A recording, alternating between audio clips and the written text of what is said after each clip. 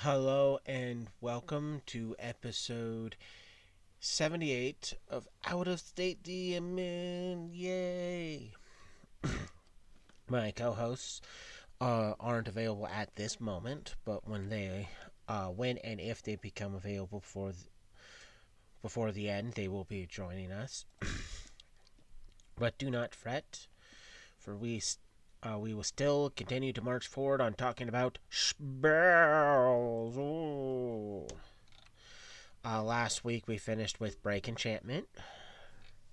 So we will be starting off with Bull Strength, which is a transmutation, second level cleric, druid, paladin, sorcerer wizard, and strength domain 2. It is a verbal, semantic, material / divine focus. Casting time 1 standard action. Hi, Astro Chuck. And I'm not a Templar. Stop calling me a Templar. I don't do holy stuff. I'm not a holy man. But the range of the spell is touch, target, creature touch, duration 1 minute per caster level, which means it does last a pretty long time. This is 10 rounds per minute. So once you get to a certain level, the duration will end far after the combat does. Fan time. Um, will throw. Well, so saving throw will negates harmless. Spell resistance, yes, harmless. Even though you're casting it, it's one of those. I don't know why you would resist it because it's an ally casting it on you or you casting it on yourself. So why would you try to resist a spell benefiting you? Description: Subject becomes stronger. The spell grants a +4 enhancement bonus to the strength, adding to their usual the usual benefits to melee attack rolls, melee damage rolls, and other uses of the strength modifier. Arcane component, arcane material component: a few hairs, a pinch of dung from a bull. Or a pinch of dung from a bull. Both have to technically be from a bull, so it's bull hair or bull poop. Either way, it's bull crap. But it's still a really good spell because getting a +4 to your strength score means you get a +2 bonus to all strength related die rolls. So when you roll to hit something with melee, that's additional +2. When you do melee damage, that's additional +2. Or +3 if you're using a two-handed weapon. If you're doing any strength skill, jump or climb or swim, that's additional +2. And the fact that it lasts a decent long time means you don't have to overly cast it on the same person. But also means at a certain point, like for instance at level 6, it's going to last an entire hour. Every 6 levels after that, another hour is being added onto it. So there's a good. So once you get a certain level, you can cast it on the start of a dungeon run, and as long as time permits, you're still going to have time left by the time you end for that particular in-game day. Because again, a minute per caster level. Wow, my math is wrong. I added an extra 0 when I shouldn't have. I swear I am not on drugs. It's not an hour for every 6 levels. It's 6 minutes for every 6 levels. My brain just went sideways real quick. Dang it, Astro. You distracted me. It's all your fault. But yeah, minute per cast level, which is 10 rounds. That's probably where I got the 10 rounds. Probably, train of thought killed me. But nonetheless, it's still technically a decently long-lived spell. At higher levels, the length of it makes it worth doing because you don't have to do it.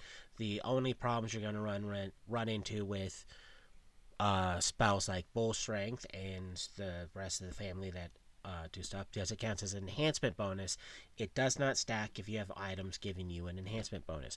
For instance, if you have a belt that's Giant Strength, you can't benefit from Bull Strength because you take whatever's the higher modifier because they're the same type of modifier. Straight enhancement modifier. So a +4 belt of Giant Strength +4, it's the same as casting the spell, with the only difference is it's a constant in effect. First, this has a time limit on it, and someone has to cast it. So when you get to a certain point where the spell lasts a long time, there's a good chance the person you want to cast it on already has something that's boosting their strength of equal to or greater value than what the spell could get. You would have to rely on using meta magic feats to make Bull Strength better, or cast it on someone that doesn't have that bonus. But if you have any questions about Bull Strength, please leave a comment. And why am I being called? Give me one moment.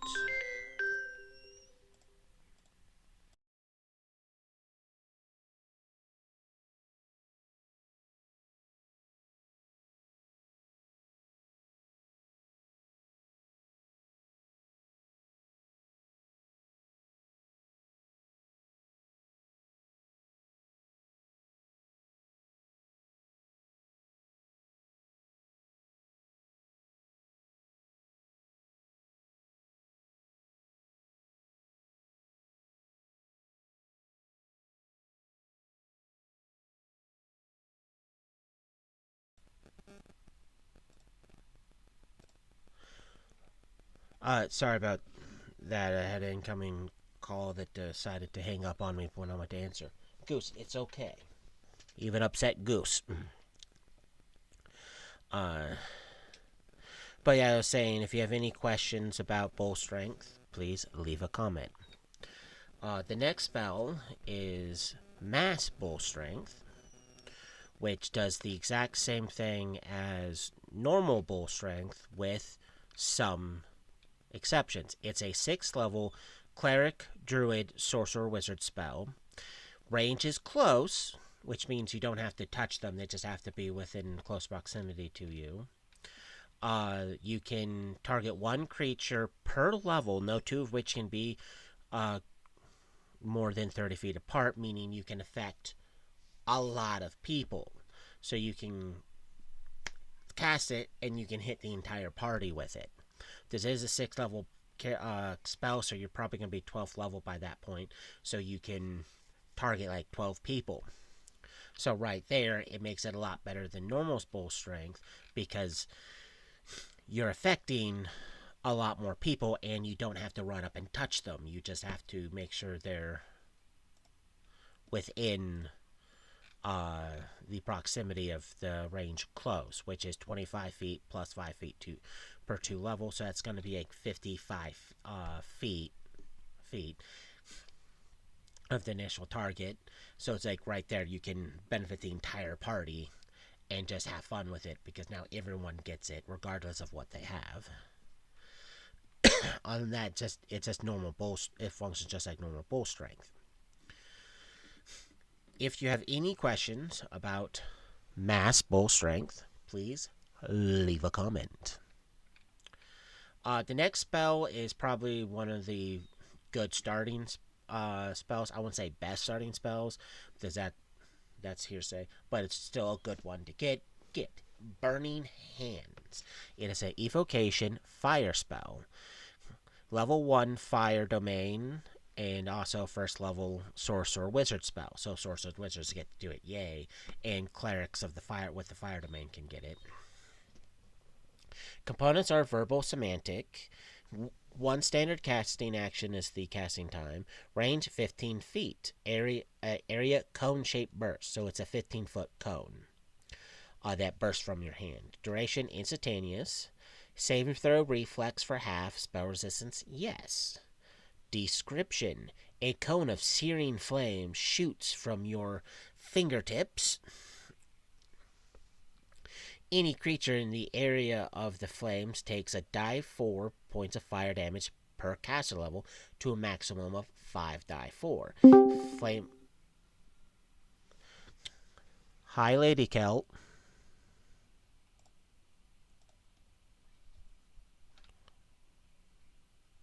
Okay, can you hear me? I can hear you now.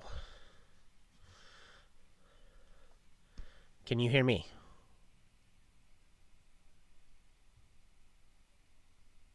Okay, let's try this again. Can you hear me? Yes, I can hear you now. I'm Yeah. on my Chromebook. My other computer is deciding to update. Oh, that sucks. Was that you that tried to So, call? yes, I was trying to tell you, it's like, I haven't forgotten about you. I'm having problems. Yeah, because I was like muting, put the BRB. I hit answer, and then you hung up on me. Okay, yeah, I did not want to, Yeah. did not want to do all that with, yeah. Yeah, well, This Chromebook seems to be working, so. you haven't missed much. I'm only on the talking about the third spell, Burning Okay. Hands. Uh, My favorite! yeah, this is a first level sorcerer wizard spell, first level fire domain spell, so clerics can cast it. 15-foot radius, burst, so it's a cone effect, cone spell. Uh, I do love the fact that it does a die 4 points of fire damage per cast level to a max of 5 die 4. Flammable material such as cloth, paper, parchment, and thin wood burns. If the flames touch them, a character can extinguish burning flames as a full round action. So it's a really nifty. I want to. There's bad guys in front of me. I'm going to do a 15-foot cone and hit a bunch of them to do a bunch of fire damage to them. Uh, And one reason it's a good starting spell is because one, it's low level.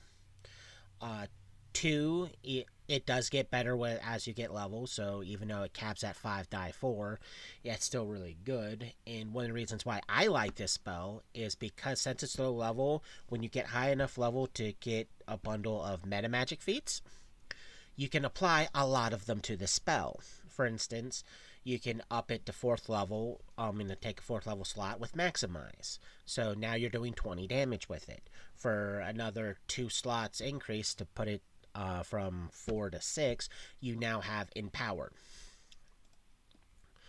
which turns it from 20 damage to 30 damage. Uh, then you can use widen, which would put it to a, I think that's a +1 slot, but yeah, it's either +1 or +2. But you still have room to put in there, and it doubles the area effect. So now it's a 30-foot area of effect. So even though the saving throw DC goes off of it being a first level spell, what the spell does is can do is effectively double its area of effect, maximize, and increase the damage by 50%. And you don't even have to be epic level to have a simple spell now do a lot of damage. And The that's other thing if. that I use with it is, forgive me, but when I use Burning Hands, a lot of times I will use it in an area that I'll throw down oil and it'll get basically on everybody I'm fighting, and then I set it on fire in the cone. Sometimes that kind of expands the cone a bit. Well, technically, Just the use it. oil wouldn't expand the cone, but what it does is it ignites the oil, catching everything that's covered in oil or technically standing in it on fire. Yeah, that's what I mean. That's why the spell grease, a lot of people like using that first before burning hands. So when we get to grease, I'll be able to explain why that's a good combo. But I can state that Burning Hands is one of the spells that if you don't pay attention to how you use it, you're going to piss off the entire party because you burnt down things that you shouldn't be lighting on fire because there's important stuff in there. Like being on stairs, aiming it downward at the zombie at the bottom of the stairs, and casting it, knowing that the building you're in is made out of wood. And it's an old building, too. Even though it's well kept, the stairs have wood on it. Rail, wood. Walls, wood. Floor you're hitting, wood. Part of the ceiling you're hitting, wood. So you can easily light a building on fire with it because you're hitting a lot of it that's lighting it on fire. While also having a charred corpse hit the ground, ground adding to it. Yes, that's happened. Deciding to be on the side of the party's airship, aiming your hand downward so it's more flush with the ship instead of angling outward, to hit the undead climbing up the Jacob's ladder, burning off the Jacob's ladder and also scorching part of the ship. Yeah, you got the undead off, but you lit part of the ship on fire. Yeah, sometimes people do not think it through when they just go casting spells. It's an area of effect spell. If you declare your aim your hand straight down the side of the ship, it's a cone. It radiates outward. So therefore, you're lighting the ship on fire because if you're aiming like that, it's going to go out like that. So if you're flush with the ship, you're hitting the ship. You can't get mad because the angle you point the spell hits things you don't want it to actually hit. So I do have some grievances with people because of this spell, but it's more because of them, not the spell itself, because it still is a great spell. And if you get into some of the expanded material, you get some of the more expanded meta magic feats that can turn Burning Hands from a, oh, no one really cares, into a, dear God, this spell is frickin' broken.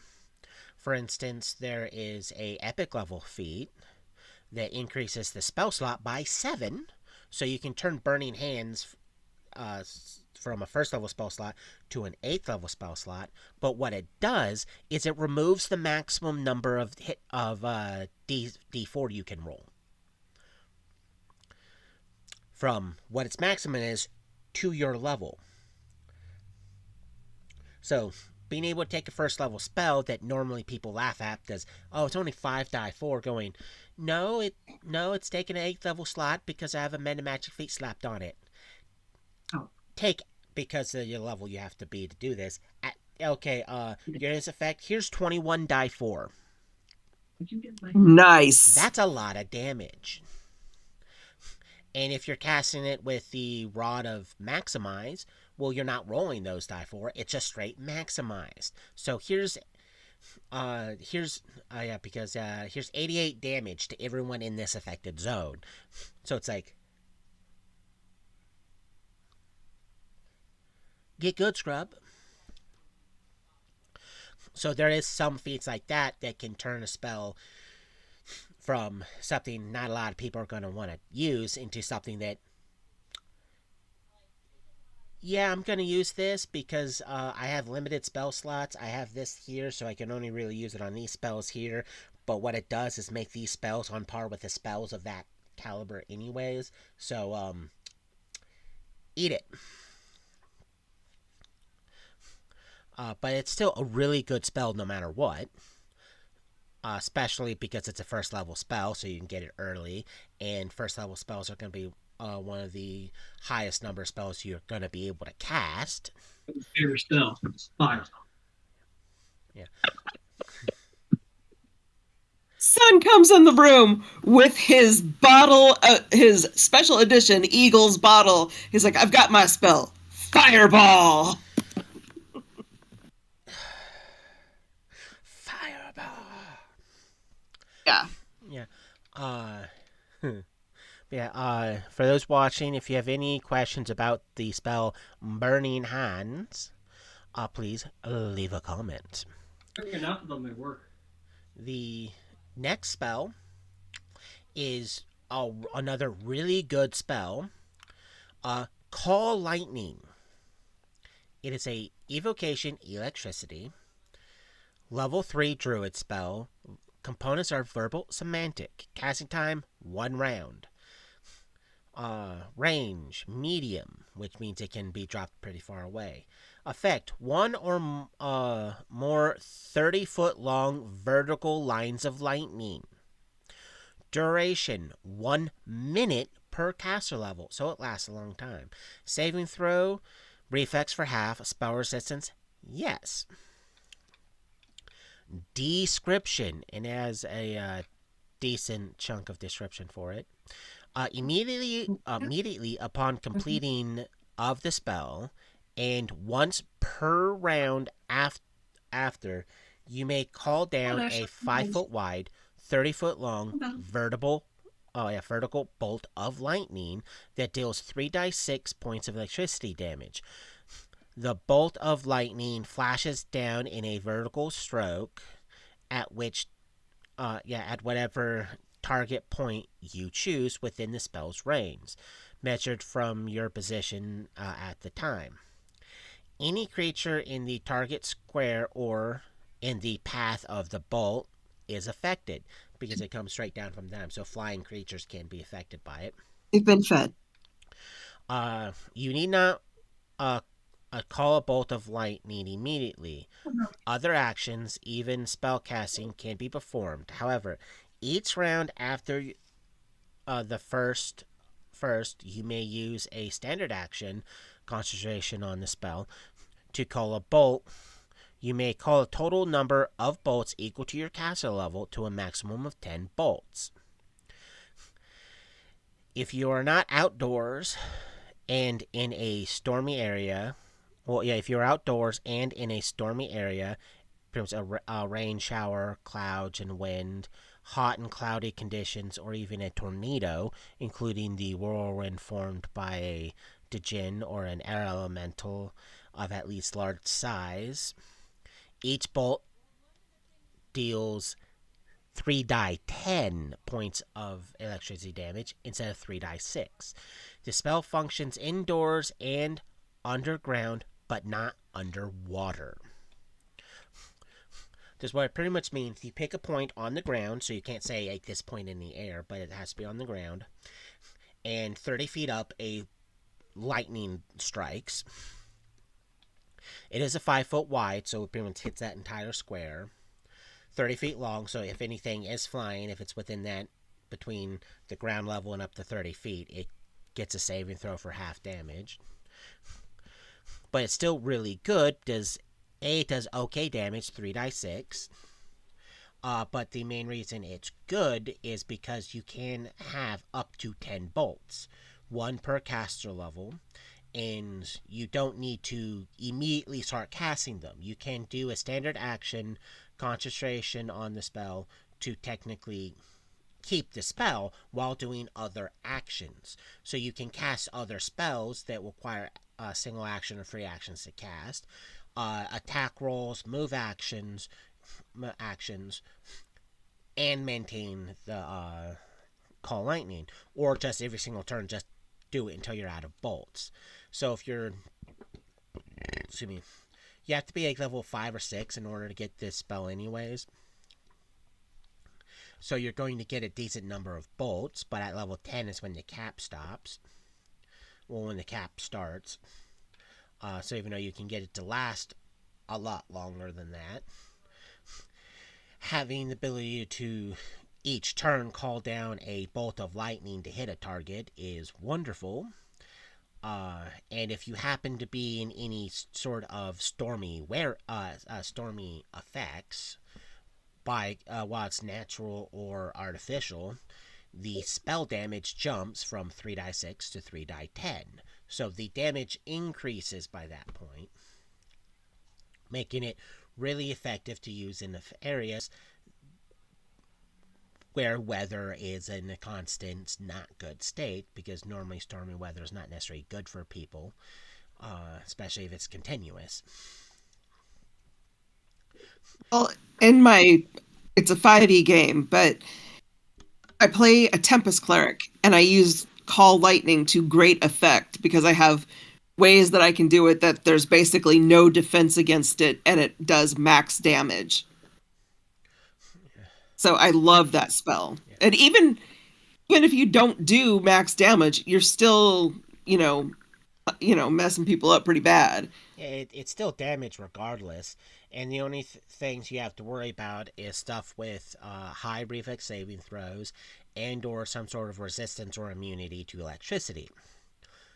That's it. Electricity is not the is not the biggest thing out there that stuff has a resistance or immunity to. Because it's fire, cold, then electricity, with acid and sonic cess concussion kind of being the last one. So it's more uncommon to find things that are resistant or immune to it, but those things do exist. Uh, for instance, if you're fighting something and you know it has stuff to do with electricity, there's a good bet it's either resistant or immune to electricity. For instance, the Kraken uses electricity stuff. Do you know how many people get pissed off when they go, but it's using cold light? I mean, it's using like thunderbolts and stuff on it. Why isn't it being electrocuted? It's at the surface. We hit it with cold lightning. Why isn't it doing anything? It's like, it's a aquatic creature using electricity in water. Yeah, Well, know the basic properties of how your spell's going to affect the world, people. yeah.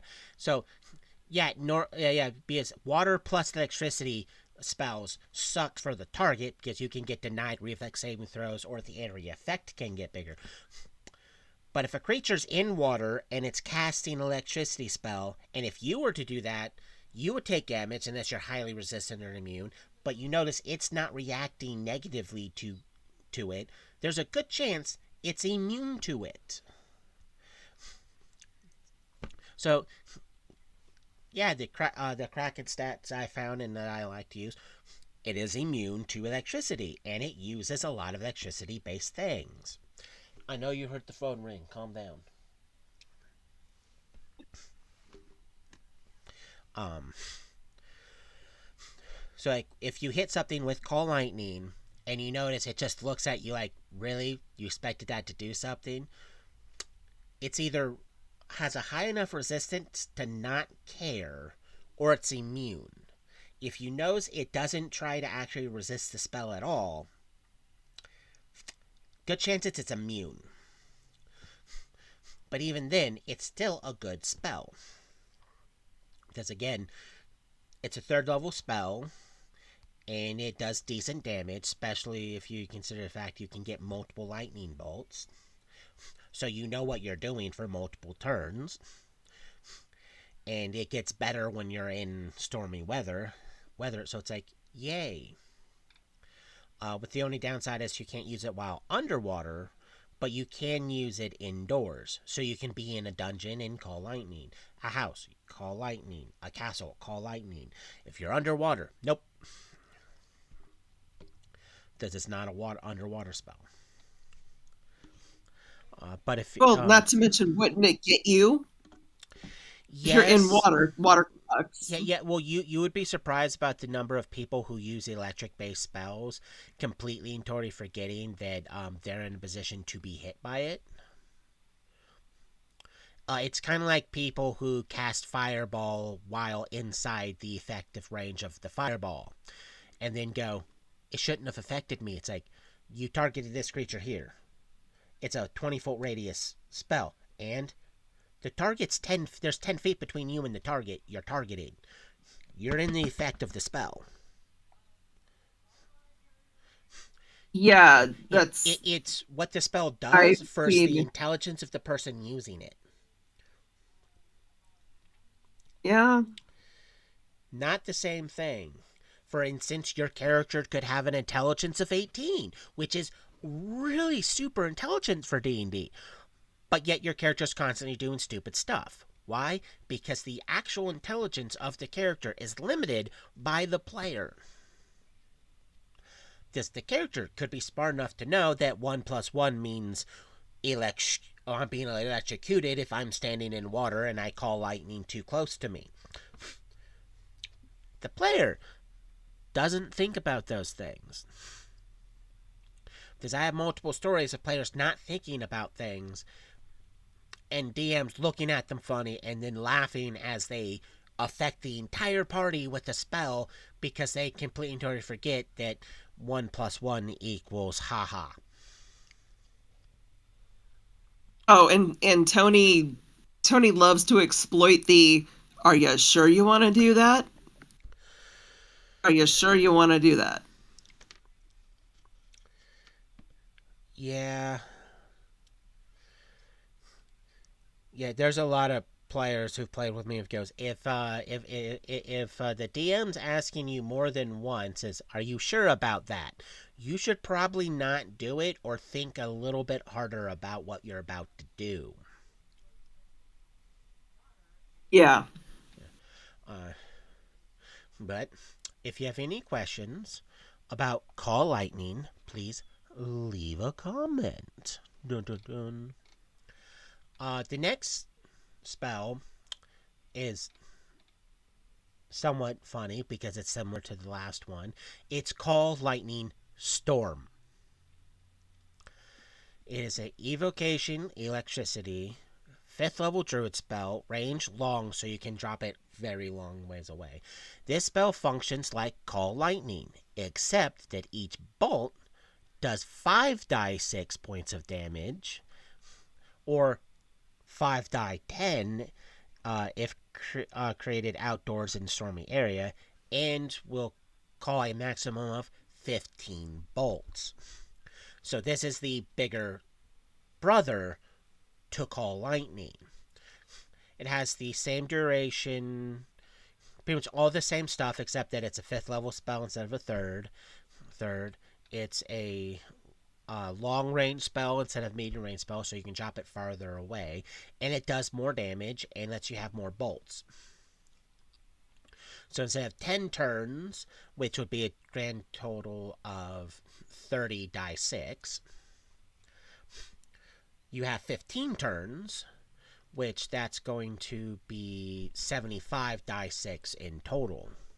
So the damage output is drastically higher, and because you get 15 bolts, you can affect multiple areas worth of targets, and longer range means you get to have more fun with hitting it on different locations instead of just being limited as the lower level one. But in essence, it's still a Call Lightning, just a slightly better version. And if you have any questions about Call Lightning Storm, please leave a comment. The next spell is a decent spell for several reasons, but it's also a spell that has made me want to slap a few people. Calm Animals. This is an enchantment, compulsive, mind-affecting effect. Level 1 Animal Domain, Druid, and Ranger spell. So there's 3 options of people who can get it. Components are verbal semantic. Casting time 1 standard action. Range close. Target animals within 30 feet of each other. Duration 1 minute per caster level. Saving throw will negates. See text. Spell resistance, yes. Description. Well, first, before I get into description, do you want to guess to why I've had the inclination to slap people over this spell?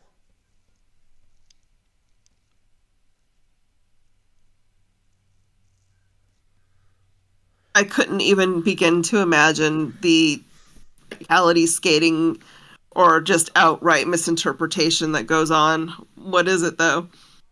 Well, I'll go over the description and then you can guess. This spell soothes and quiets animals, rendering them docile and harmless. Only ordinary animals, those with an intelligence of 1 or 2, can be affected by this spell. All subjects must be of the same kind, and no 2 of which can be more than 30 feet apart. The maximum number of hit dice of animals you can affect is equal to 2 die 4 plus caster level, A dire animal or an animal trained to attack or guard is allowed a saving throw. Other animals are not. A druid could calm a normal bear or wolf with little trouble, but it's more difficult to affect a trained guard dog. The affected creature remains where they are and do not attack or flee. They are not helpless and defend themselves normally if attacked. Any threat, such as a fire, a hungry predator, or an immediate attack, breaks the spell on the threatened creature. On threatened creatures. Now, based on that So paragraph, do you want to guess to why I've wanted to slap people? let me guess, they try to nullify either guard dogs, cavalry horses, or special creatures like, I don't think they'd try with the dragon, but maybe something else. Calm animal, like I said, it works on normal animals. Trained animals or dire animals actually get a saving throw. So it's not necessarily a problem of them going, I want these horses to be calm, so let's try this, or that riding dog over there is being a little too antsy. Okay, that's perfectly normal. But when it states normal, it literally means normal, meaning if an animal has a 3 or higher intelligence, it's not a normal animal. It can still be listed as an animal, but it has a higher intelligence. Magical beasts do not count as animals. And they try to use it on magical beasts. And then get argumentative. Because like, it should work. It's an animal. It's like, no, you just passed your knowledge nature check, so you know the owlbear is a magical beast. Therefore, it is automatically immune to the effects of calm animal because it is not an animal. It's a magical beast. Typing is important. Then there's the whole, why aren't you doing the saving throw for the ancient green dragon? I used calm animal on it. Because it's a dragon. But it should work because it's calm animal. No, dragons are pretty intelligent. I don't think it's like that. It has little to do with the intelligence of the dragon, more of the fact that it's not an animal. So yes, I've had all sorts of, but it should work on things that, nope. The clockwork guard dog, aka the clockwork guardian, just because it's dog shaped doesn't make it an animal. It is a clockwork guardian that's built and designed to mimic seriously dogs. used it on a clockwork beast. Yes. There's literally. It's like, what part of clockwork is not clear to you? Yeah, it's there was at one point where one person who was just ignorant of everything goes, well, technically humans are animals, so when I cast calm animal, it should work on these bandits. It's like, that's not how D&D works. No, it would work on you. It would work on you because obviously your intelligence is low enough that it would work on you if you think it's going to work on these bandits. Yeah, it's like, wrong typing and no. Then there's the whole, what do you mean I didn't calm this animal? I cast calm beast. Like, well, you're a level 3 druid. You rolled your 2 die 8, and you came up with a 6. Yeah. This is drastically higher than that, and I told you already you're not high enough level to calm this animal because it has a 12 hit dice. Meaning, you need to be at least a 4th level character and roll max on 2 die 4 in order to affect it. You're not powerful enough to actually affect this creature. But it should auto work because it's an animal. Not how the spell works.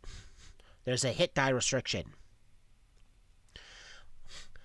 There's also been the whole, well, I cast calm animal. It's like, yeah, and you targeted this horse. Yeah, but there's also 2 other horses and a wolf there. It's like, they all have to be the same kind.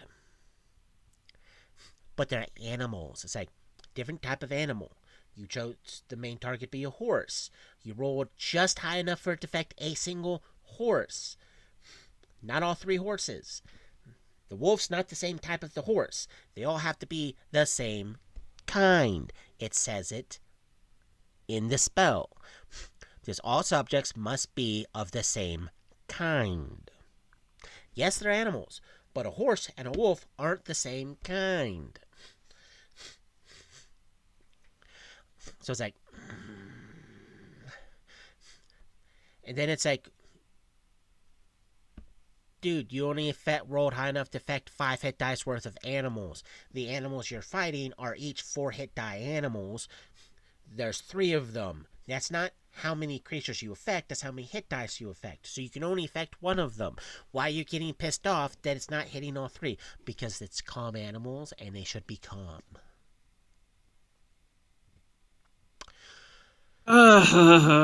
Yes, 30 years of having to deal with bullshit like this. It's like, read the spell.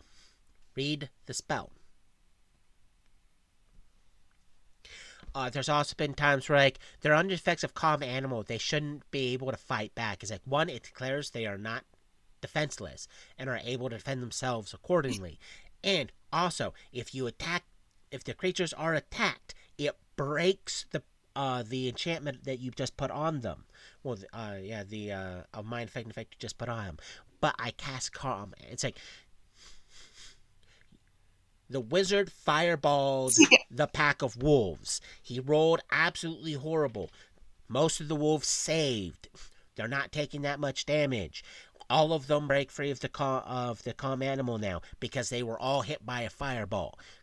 They broke free of the spell because they were threatened by actually taking damage. They are no longer under the effect. They're now going to go back to beating the crap out of the party. But I cast calm animal. It's like, you're going to have to cast it again now. And hope no one attacks them further.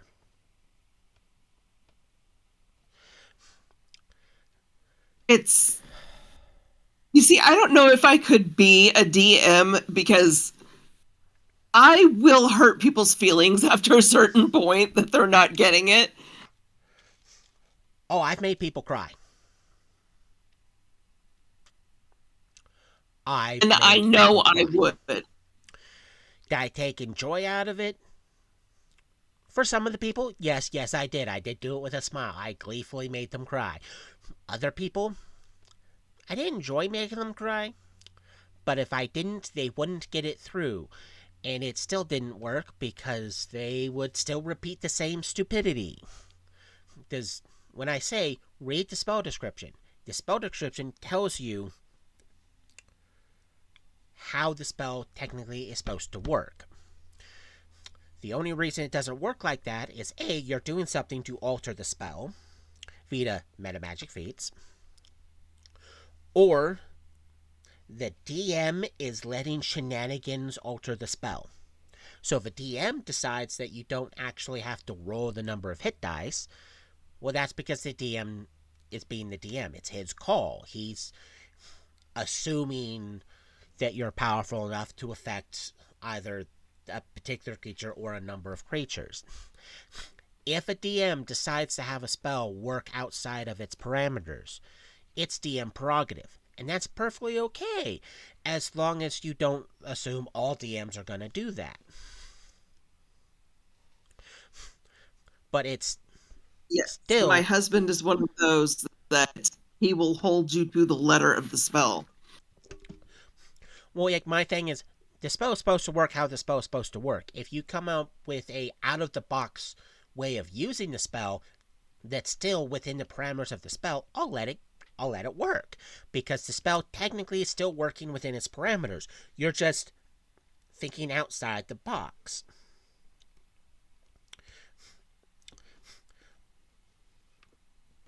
But no, this is one of the spells that it's Limited on what it works. Now, there is a way for a druid to be able to have this spell work on bugs. That could be very creative and fun. Normally, vermin are autoimmune to mind-affecting effects because they're considered mindless.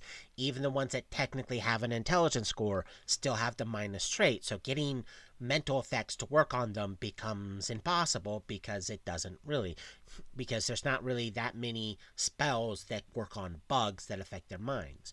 Well, there's a feat that pretty much only clerics can get. Technically, rangers of a certain level. Just once you acquire the ability to have wild empathy, that's what you need to get to have this feat. It's called Children of Winter. What it does is it lets all of your spells and class features and skills that work on animals now work on vermin. Meaning, calm animal now works on vermin. So if you have that feat, which druids can get it at level 1, so you can get it real early, you can look at an advancing giant ant or a vicious giant praying mantis and go, I'm a child of winter. That means my calm animals works on that bug. That sounds amazing. Oh, it's a magnificent feat, and it opens up an entire tree. It's not very big tree because it's not that many feats for it, but there's bundle feats there that they really, really amp up the bug side of it. Like the ability to eventually get a vermin as an animal companion, and then eventually being able to turn into vermin. You regrettably lose your ability to turn into animals, but you can turn into vermin. So if you want to be able to turn into a giant soldier ant and run around feeling like you're an armored tank, here's a way to do it. If you want a hell wasp as your animal companion, which for those who don't know, a hell wasp is a horse-sized wasp that gives no shit about a lot of things because, well, it's a giant wasp of bullshittery. You can get one as an animal companion. So it's an entire awesome family tree of feats that if you're high enough level you can pull off lots of stuff. But it's a way to make a limited spell that's technically limited be not so limited. You still have to follow the normal parameters of the spell with the additive of it now works on vermin, not just animals. But you can make spells like Calm Animal a lot better. But that being said, for those watching, if you have any questions about Calm Animals, please leave a question. Well, leave a comment. The next spell is a good spell, but I've restrained from slapping people with this one as well. Calm Emotions. Knowing nothing else about the spell, do you want to take a guess on why I want to slap people because of this spell? Or do you want to hear some more information and then take a guess? They try to use it on creatures that cannot be affected, of course. Exactly. You can't calm emotions like undead. A golem. You can't calm emotions. The spell Calm Emotions, Saint. No, I cannot recall you ever using this spell to try to make an undead not want to hurt you.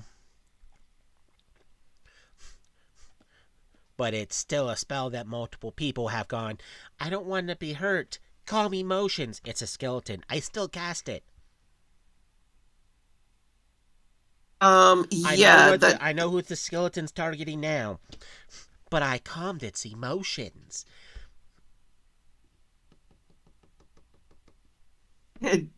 What part of it's not going to work on this creature is not hitting you?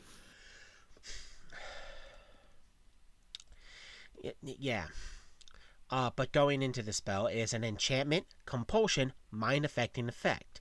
meaning anything immune to enchantment, compulsion effects, or mind-affecting effects. Don't care about the spell, which are constructs, undead, and vermin. The level is a second level bard, cleric, law domain. Components are verbal, semantic, divine focus. Casting time, 1 standard action. Range, medium, so you can be a good distance from your target. Area, creatures within a 20-foot radius spread, which means cover doesn't, the spell ignores cover. Cover, just as long as it still gets to you, it still gets to you. Duration, concentration, up to 1 round per level.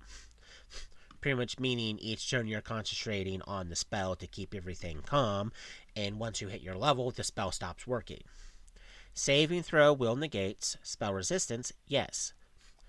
Description, and there's a decent amount for the spell. This spell calms agitated creatures. You have no control over the affected creatures, but calm emotions can stop rage.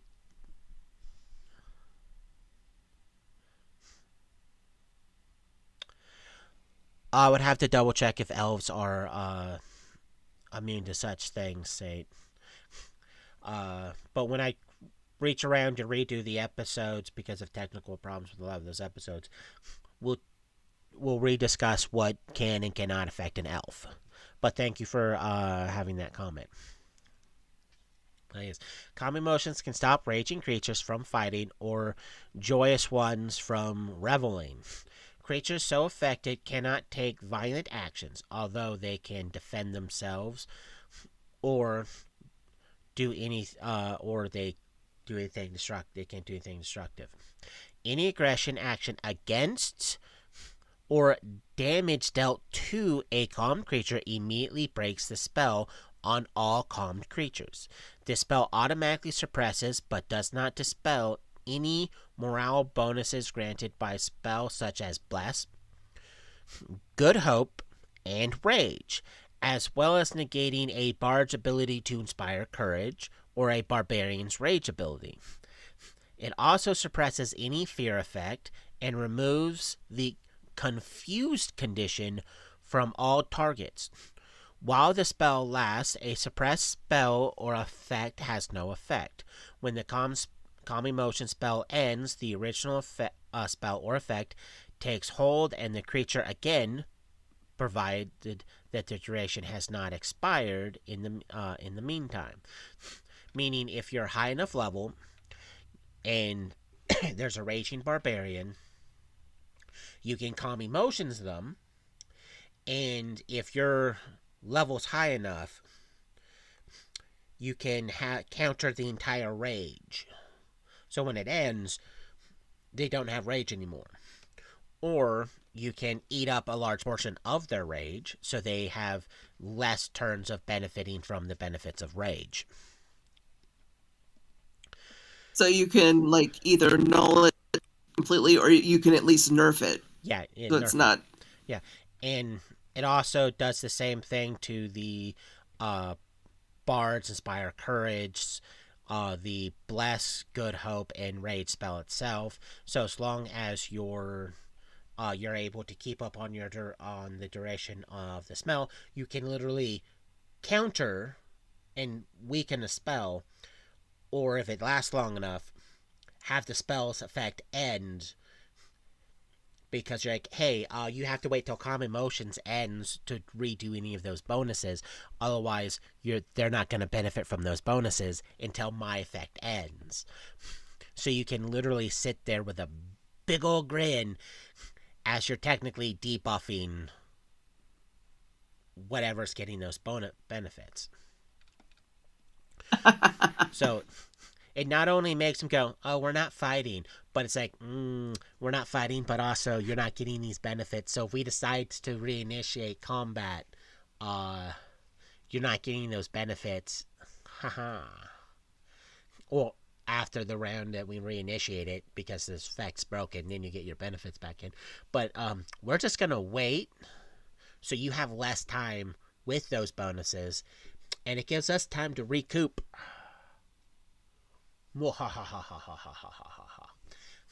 And bards, and clerics can cast this spell, so you have two ways of getting this spell. So one or two people in the party is going to be able to use this spell to nerf your opponents. Now, it doesn't really work if your opponents are things that don't care about mind affecting effects, and if you're trying to use it as a debuff, it doesn't work as a debuff if no one's giving those benefits for you to counter. So if there's no one on the enemy team using Bless or Good Hope or Rage, you're not countering anything. If there's not a bard using Bardic Inspiration, you're not countering anything. If there's no Raging Barbarian, you're not countering anything. You're just, at the bare minimum, buying the party X amount of turns to heal each other's or themselves, so that way when your effect ends and combat restarts, you can have at it. So it's a good time buyer, especially if you want to waste time for someone to do something. So it's still, no matter what, a decent spell.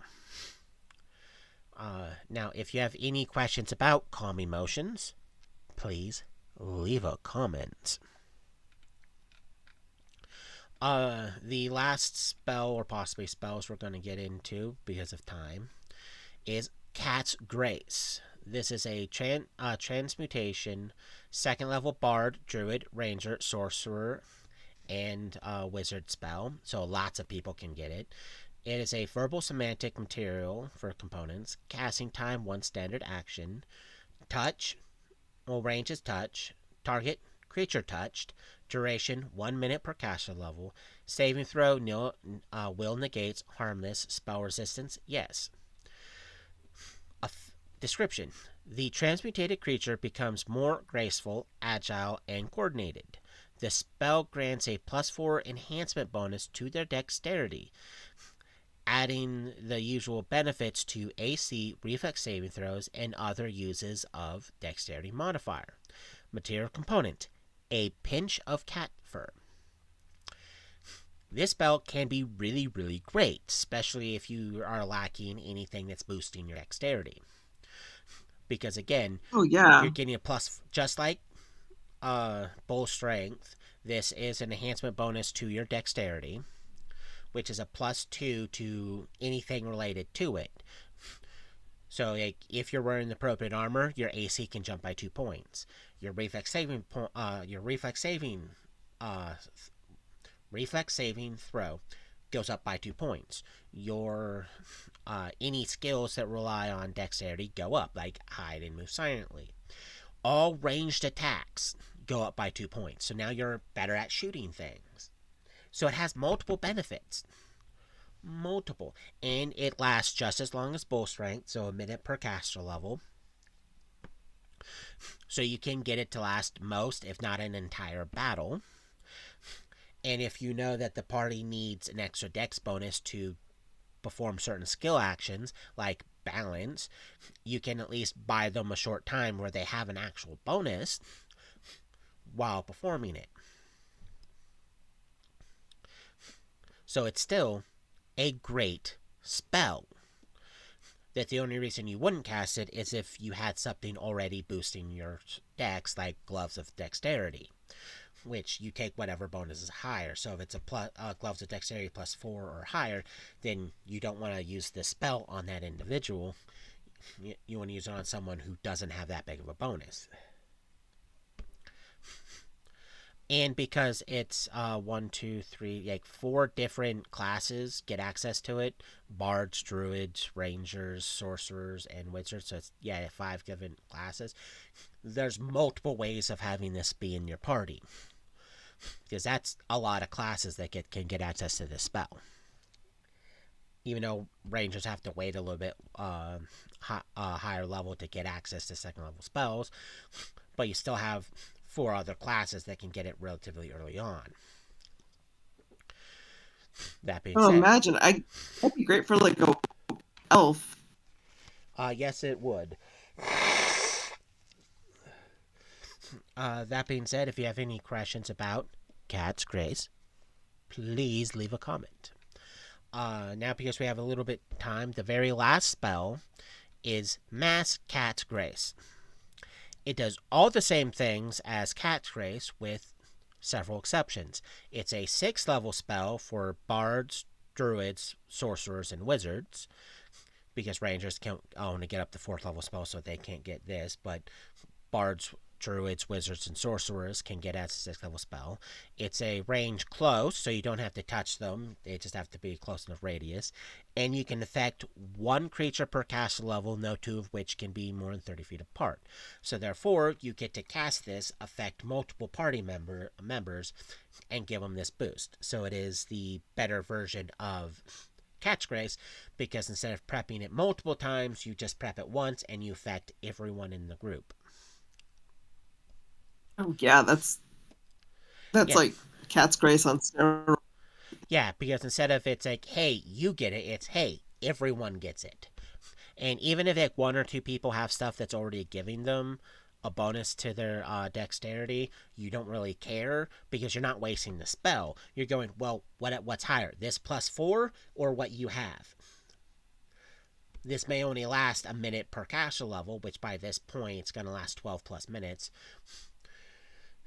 It's still going to last a good while, and you're affecting everyone that doesn't have a stat boost, a dex booster. So it's right there. With any mass spell, you're massively benefiting the party by a massive degree.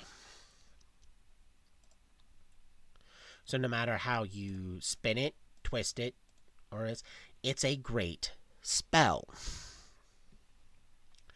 That being said, if you have any questions about Mass Cat's Grace, please leave a comment.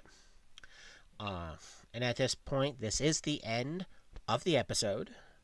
I would like to thank you all for watching, and those who commented during the live stream. Thank you for your comments. It's much appreciated. We love it when you guys do that. But we will see you guys next week for another episode of Out of State DMing. Okay. Thank you for See you watching, then. and remember to like and subscribe.